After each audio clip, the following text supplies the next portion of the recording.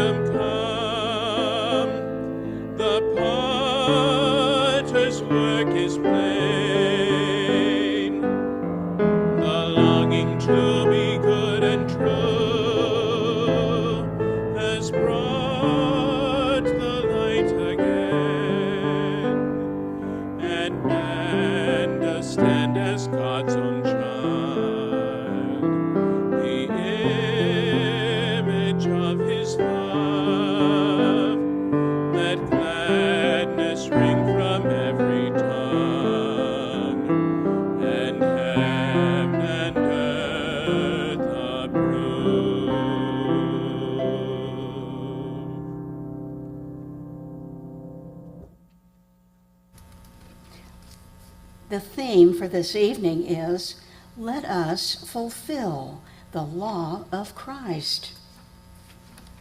I'll read from the Bible. 1 Corinthians, we are laborers together with God. Ye are God's husbandry. Ye are God's building. According to the grace of God, which is given unto me, as a wise master builder, I have laid the foundation, and another buildeth thereon. But let every man take heed how he buildeth thereupon. For other foundation can no man lay than that is laid, which is Jesus Christ.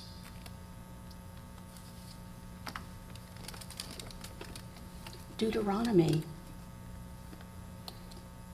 Thou shalt not see thy brother's ox or his sheep go astray, and hide thyself from them. Thou shalt in any case bring them again unto thy brother. And if thy brother be not nigh unto thee, or if thou know him not, then thou shalt bring it unto thine own house. And it shall be with thee until thy brother seeks after it. and thou shalt restore it to him again.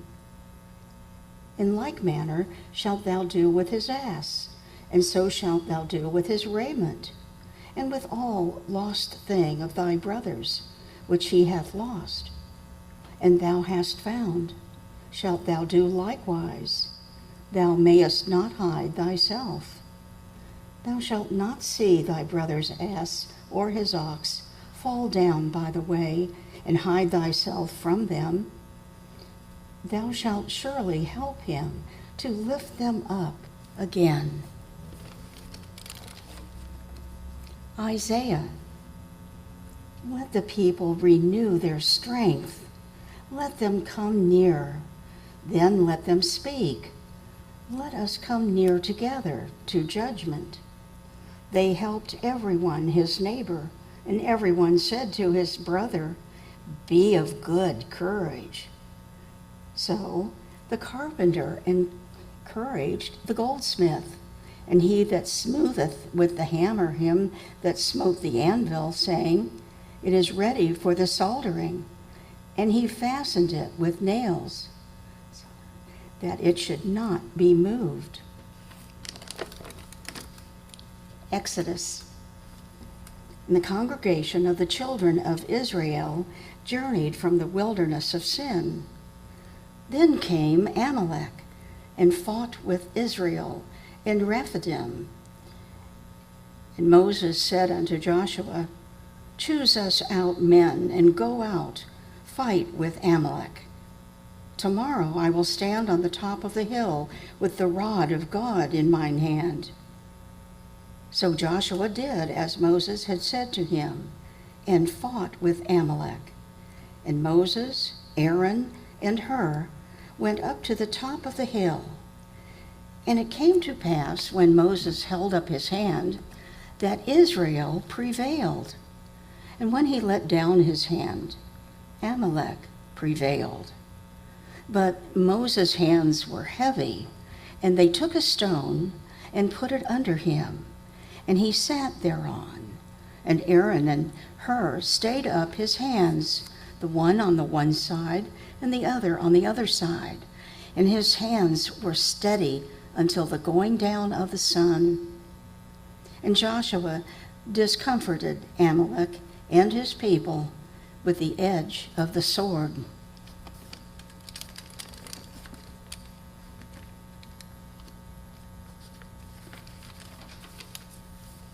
Luke. And Jesus returned in the power of the Spirit into Galilee, and there went out a fame of him through all the region round about. After these things, the Lord appointed other 70 also, and sent them 2 and 2 before his face into every city and place whither he himself would come. Therefore said he unto them, The harvest truly is great, but the laborers are few. Pray ye therefore the Lord of the harvest, that he would send forth laborers into his harvest. And behold, a certain lawyer stood up and tempted him, saying, Master, what shall I do to inherit eternal life? He said unto him, What is written in the law? How readest thou? And he answering said, Thou shalt love the Lord thy God with all thy heart, with all thy soul, with all thy strength, and with all thy mind, thy neighbor as thyself. And he said unto him, Thou hast answered right. This do, and thou shalt live. But he, willing to justify himself, said unto Jesus, And who is my neighbor? And Jesus answering said, A certain man went down from Jerusalem to Jericho, and fell among thieves, which stripped him of his raiment, and wounded him, and departed, leaving him half dead. And by chance there came down a certain priest that way, and when he saw him, he passed by on the other side. And likewise a Levite, when he was at the place, came and looked on him and passed by on the other side. But a certain Samaritan, as he journeyed, came where he was, and when he saw him, he had compassion on him, and went to him and bound up his wounds, pouring in oil and wine, and set him on his own beast, and brought him to an inn, and took care of him. And on the morrow, when he departed, he took out 2 pence, and gave them to the host, and said unto him, Take care of him, and whatsoever thou spendest more, when I come again, I will repay thee. Which now of these 3 thinkest thou was neighbor unto him that fell among the thieves? And he said, He that showed mercy on him. Then said Jesus unto him, Go, and do thou likewise.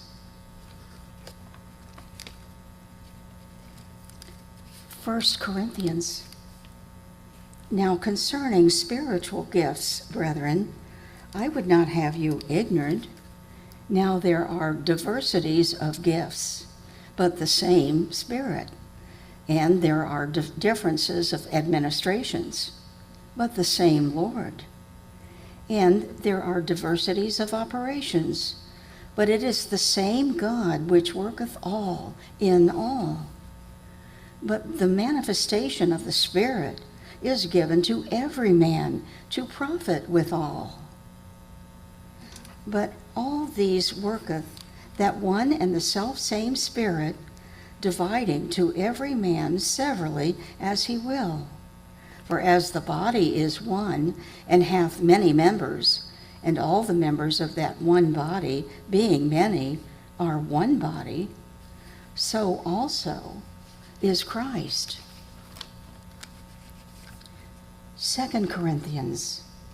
And herein I give my advice, for I mean not that other men be eased and ye burdened, but by an equality, that now at this time your abundance may be a supply for their want, that their abundance may also may be a supply for your want, that there may be equality. As it is written, He that had gathered much had nothing over, and he that had gathered little had no lack.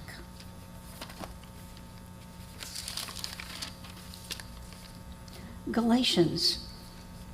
Brethren, if a man be overtaken in a fault, ye which are spiritual, restore such as an one in the spirit of meekness, considering thyself, lest thou also be tempted.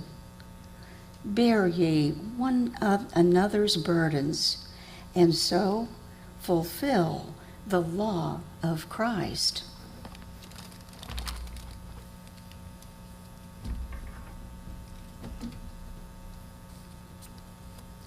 I shall now read correlative citations from Science and Health with Key to the Scriptures by Mary Baker Eddy. Question: is there more than one God or principle? Answer: there is not. Principle and its idea is one, and this one is God, omnipotent, omniscient, and omnipresent. Being and his reflection is man and the universe. The relations of God and man, divine principle and idea, are indestructible in science, and science knows no lapse from nor return to harmony, but holds the divine order or spiritual law in which God and all that he creates are perfect and eternal, to have remained unchanged in its eternal history. Moral and spiritual might belong to Spirit, who holds the wind in his fists And this teaching records with science and harmony, accords with science and harmony. Evil is not power. It is a mockery of strength, which ere long betrays its weakness and falls, never to rise.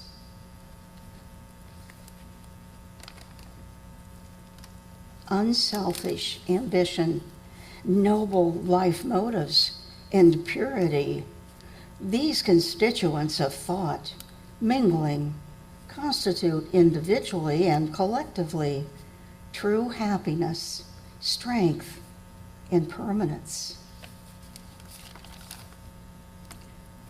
What we most need is the prayer of fervent desire for growth in grace, expressed in patience, meekness, love, and good deeds.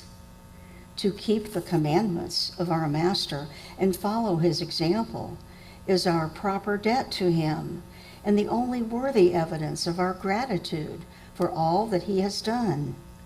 Outward worship is not of itself sufficient to express loyal and heartfelt gratitude, since he has said, "If ye love me, keep my commandments."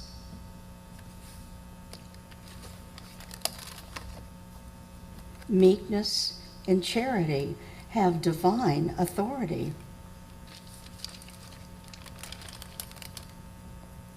The Christianly scientific man reflects the divine law, thus becoming a law, unto himself. Christian science commands man to master the propensities, to hold hatred and abeyance with kindness, to conquer lust with chastity, revenge with charity, and to overcome deceit with honesty. The good man finally can overcome his fear of sin. This is sin's necessity to destroy itself.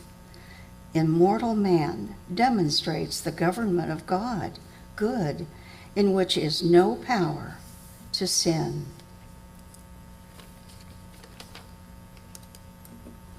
God never punishes man for doing right, for honest labor, or for deeds of kindness, though they expose him to fatigue, cold, heat, contagion. If man seems to incur the penalty through matter, this is but a belief of mortal mind, not an enactment of wisdom. And man has only to enter his protest against this belief in order to annul it. Through this action of thought and its results upon the body, the student will prove to himself, by small beginnings, the grand verities of Christian science.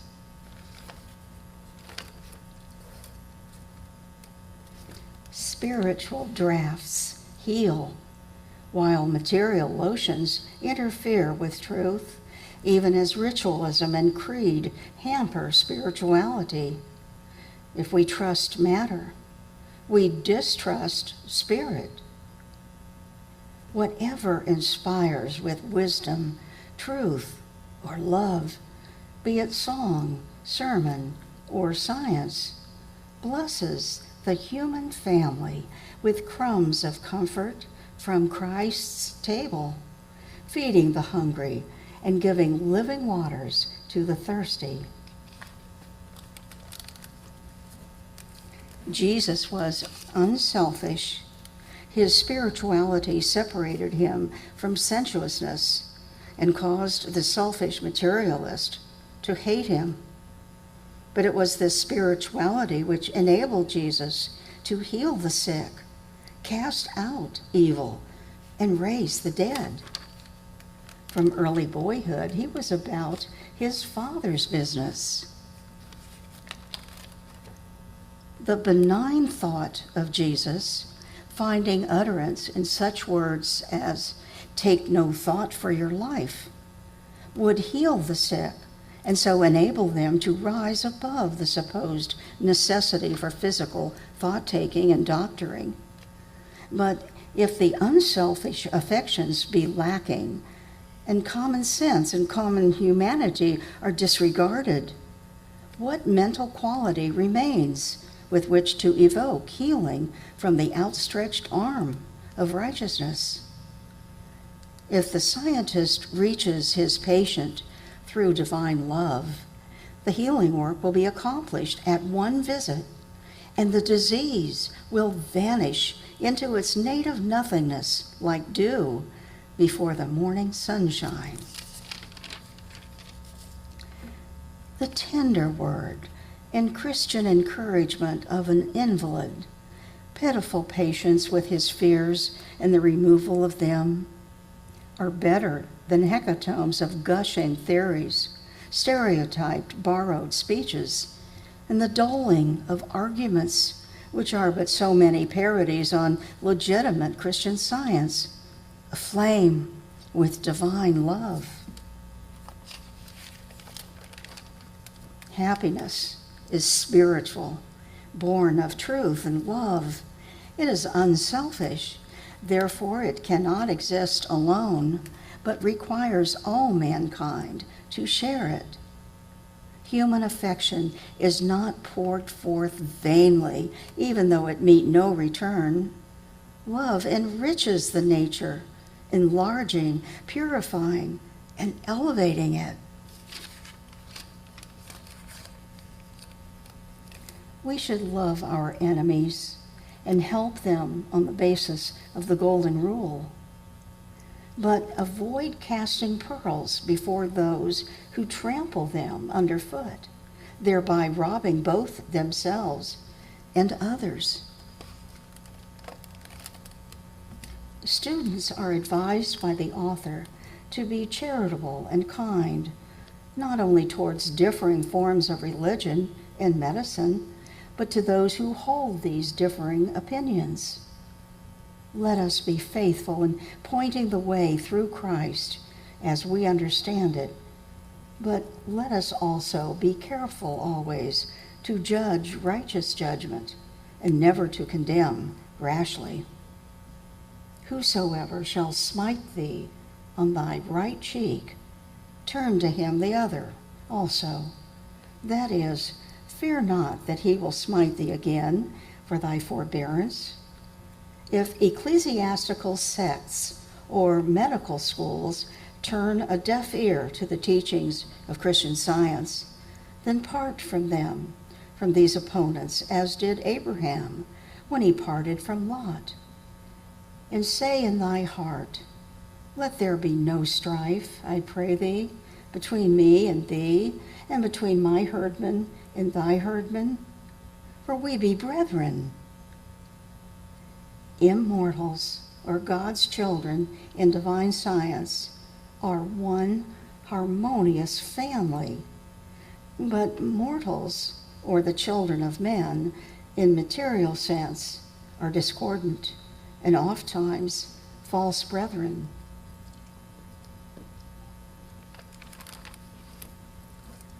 The spiritual sense of truth must be gained before truth can be understood. This sense is assimilated only as we are honest, unselfish, loving, and meek. In the soil of an honest and good heart, the seed must be sown, else it beareth not much fruit, for the swinish element in human nature uproots it. It is the spiritualization of thought and Christianization of daily life, in contrast with the results of the ghastly farce of material existence.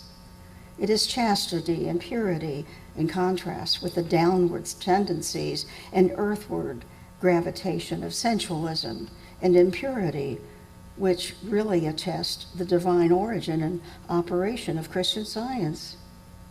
The triumphs of Christian Science are recorded in the destruction of error and evil, from which are propagated the dismal beliefs of sin, sickness, and death.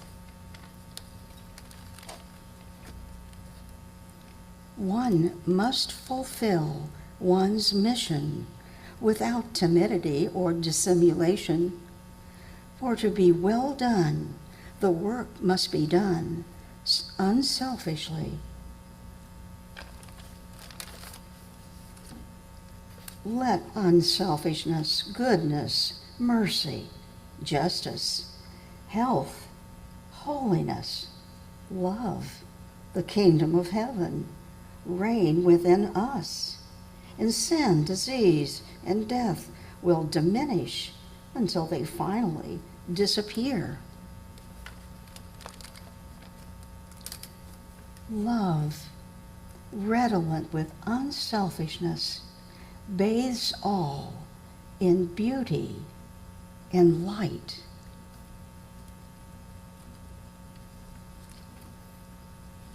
Let us have a few moments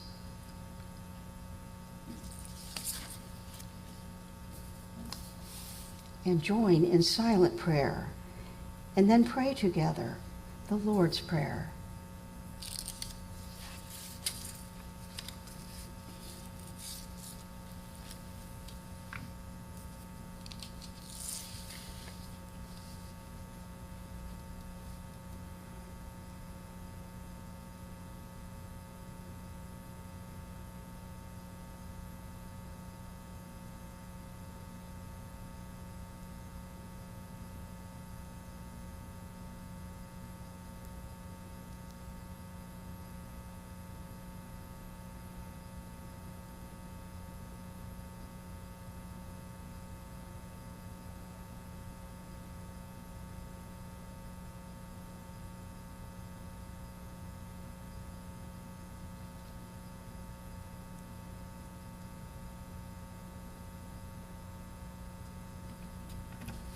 Our Father, which art in heaven, hallowed be thy name.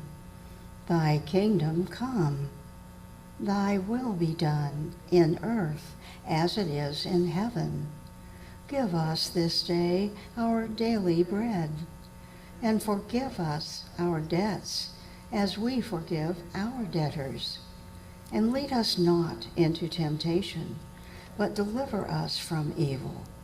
For thine is the kingdom, and the power, and the glory, forever.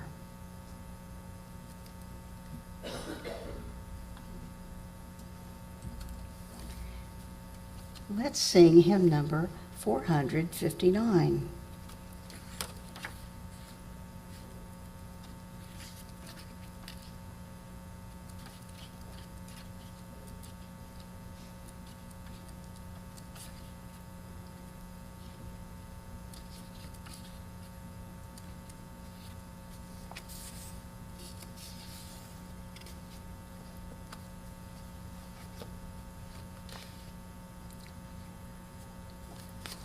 Come, gracious Spirit, heavenly love, with light and comfort from above. Be truth our guardian, love our guide, o'er every thought and step preside. Be God our guide. Hymn number 459.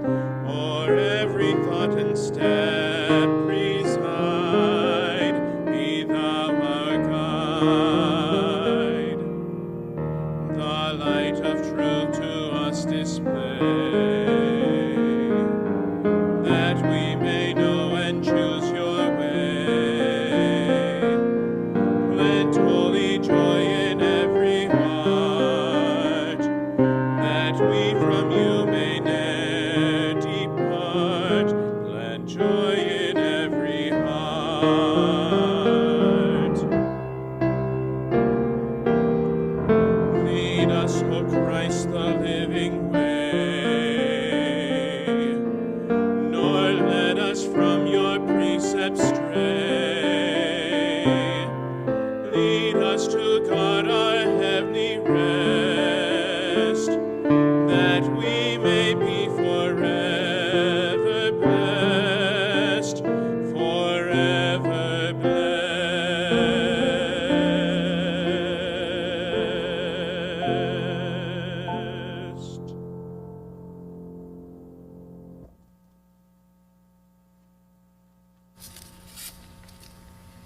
This church is a branch of the Mother Church, the First Church of Christ Scientist in Boston, Massachusetts. The lesson sermon read from this desk on Sunday morning is the same read in Christian Science churches throughout the world. Children and teenagers are welcome in our Sunday school, where they learn the healing truths of Christian Science and their application to daily life. Sunday school meets at the same time as our church service, 10 a.m. For those not yet ready to attend Sunday school or these Wednesday evening meetings, our children's room is available where the little ones are cared for in an atmosphere of love and joy. In our reading room, a quiet sanctuary located in this building, you may study, borrow, or purchase the Bible, the Christian Science textbook, and other Christian Science literature. The reading room is open after every Sunday service and before each Wednesday evening meeting, or by appointment anytime convenient for you. Everyone is welcome to attend our services, to use the reading room, and to bring the children to Sunday school. You may also access our website and YouTube recordings of Sunday services and these Wednesday evening meetings by typing Third Church Miami in your web browser. This meeting is now open to you to share testimonies of healings and remarks on Christian Science. Remember, if you're joining us from home, unmute yourself so we can hear what you have to say.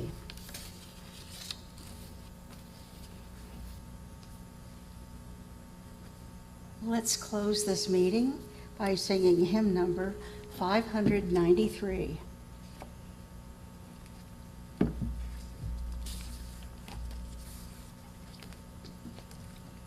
We gather together to ask the Lord's blessing, to sing of God's goodness as year turns to year. We gather professing your grace and your blessing, with thanks for the gospel that gathers us here. Hymn number 593.